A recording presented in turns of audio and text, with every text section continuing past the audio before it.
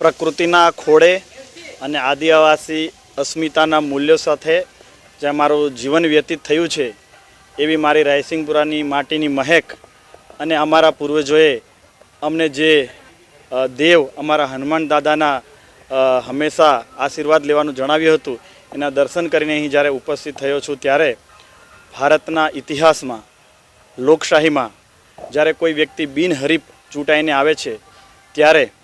અને દેશની સર્વોચ્ચ પંચાયત કહી શકાય એવા રાજ્યસભામાં જ્યારે વિજય થાય છે ત્યારે એ માત્ર પદ નથી પરંતુ જનજનનો એક વિશ્વાસનું પ્રતિબિંબ થાય છે। એક સામાન્ય કાર્યકરથી લઈને જમીની સ્તર પર કામ કરીને અમારા જનજાતિના સમાજના ગામડાઓમાં બધી જગ્યાએ ફરીને એમના પ્રાણ પ્રશ્નો સરકાર સુધી અનેકવાર રજૂઆત કરીને એને ઉકેલની દિશામાં મેં પ્રયત્ન કર્યો હતો